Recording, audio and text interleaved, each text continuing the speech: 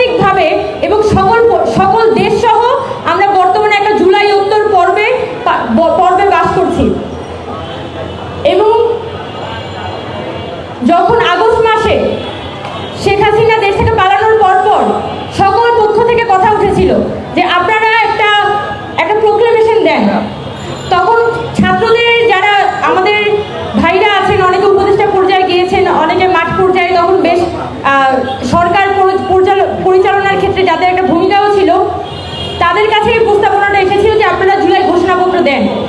তখন সকল ছাত্র সংগঠন বলি বা সকল ছাত্র জনতা সকলে কিন্তু এই বৈষম্যবিরোধী ছাত্র আন্দোলন প্ল্যাটফর্মের যে ব্যানার, সেই ব্যানারের আন্ডারে একত্রিত হয়েছিল।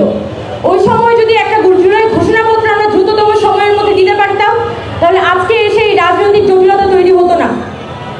কিন্তু হয়তো আমাদের তৎকালীন সময় আমাদের ভাইরা সেটা উপলব্ধি করতে পারেননি, এবং পরবর্তী সময়ে যত রাজনৈতিক জটিলতা তৈরি হয়েছে, আমাদের সংগঠনগুলোর মধ্যে আন্তঃদ্বন্দ্ব এবং বৈষম্যবিরোধী ছাত্র আন্দোলনের কুক্ষিকরণ, এবং পরবর্তী সময়ে এখানে শুধুমাত্র একটা রাজনৈতিক দল তৈরির সাথে যেভাবে করে জুলাইটাকে কুক্ষিগত করার চেষ্টা করা হয়েছিল, এটার ফলে পুরো জুলাই ঘোষণাপত্র বা জুলাই সনদ অথবা আমাদের সেকেন্ড রিপাবলিকের যে একটা স্বপ্ন, সবকিছুই কিন্তু শুধুমাত্র কিছু রাজনৈতিক বয়ানে পরিণত হয়।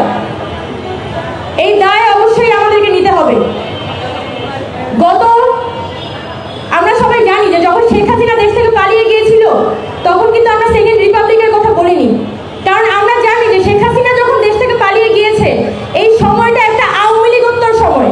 আওয়ামী লীগ দেশে নেই গত 54 বছর, 47 থেকে 24-এর যে হিস্ট্রি, এই হিস্ট্রিতে কিন্তু আওয়ামী লীগের খুবই দুর্দান্ত প্রতাপ এবং খুবই দুর্দান্ত প্রতাপ সম্পন্ন একটা উপস্থিতি ছিল।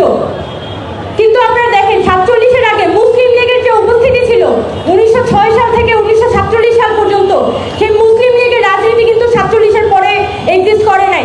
যখনই পাকিস্তান একটা মুসলিম অধ্যুষিত রাষ্ট্র হিসেবে জন্ম হয়, সাথে সাথে কিন্তু এই মুসলিম লীগের প্রয়োজনীয়তা সে ফুরিয়ে যায়। সেটার পরিবর্তে আওয়ামী লীগ, যেটা একটা বাঙালি জাতীয়তাবাদের ভিত্তিতে তৈরি হওয়া একটা দল ছিল, সেই দলের রাজনীতি ফ্লারিশ করে এবং 2024 সাল পর্যন্ত এই বাঙালি জাতীয়তাবাদের বয়ান সেই 1947 থেকে 2024 পর্যন্ত